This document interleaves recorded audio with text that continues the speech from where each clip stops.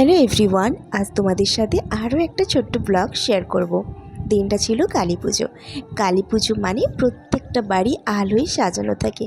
বাড়িগুলো এত সুন্দর দেখতে লাগে তা কি বলবো। আর প্রত্যেকটা বাড়ি, মন্দির, প্রত্যেকটা জায়গা মোমবাতি, প্রদীপ দিয়ে একদম সুসজ্জিত থাকে। আর ওই দিন তো আমরা নানান রকমের রংবাতি, ঝুরঝুরি কত কিছুই না জ্বালাই। আমাদের বাড়িতেও সন্ধে থেকে ওই সমস্ত কিছুই চলছিল।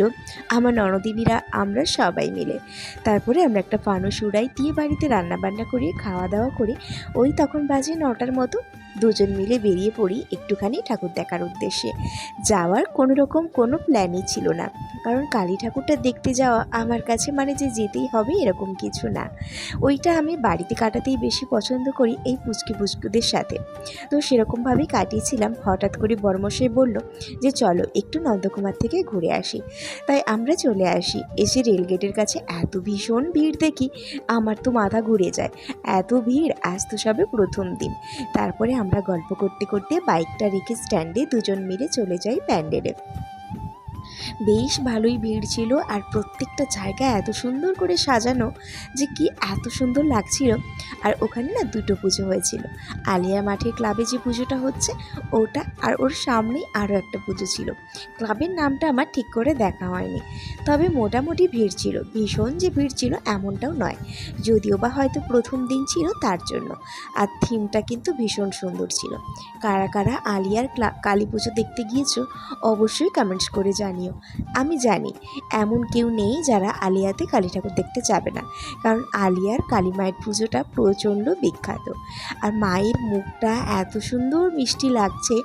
আমি প্রত্যেকটা মণ্ডপে দেখলাম এবছর মায়ের মূর্তিগুলো ভীষণ সুন্দর সুন্দর হয়েছে। মায়ের মূর্তি তো সুন্দর হবেই, কিন্তু এত কিউট মূর্তিগুলো হয়েছে যে এত ভালো লাগছে যে চোখ ফেরানো যায় না। ওখানে তো প্রচুর মেলা বসেছে, প্রচুর দোকানদানি বসেছে। তাই আমি চলে গেছিলাম এই কানের গলার এই সমস্ত ইয়াররিংস দোকানটাতে। এই দোকানগুলো মেলাতে গেলে ভীষণভাবে আমাদের আকর্ষণ করে। তো ওই দোকানে গিয়ে আমি দুটো ইয়াররিংস নিয়েছি। হ্যাঁ, এই কলারগুলো দেখেছিলাম, তবে আমার নেওয়া হয়নি। তারপরে আমরা একটুখানি মোমোস খেলাম। খাওয়া দাওয়া করার পরে ভাবলাম বাড়ির জন্য কিছু নেই, কারণ আধ ঘন্টা 1 ঘন্টা থাকার পরে আর ভালো লাগছিল না।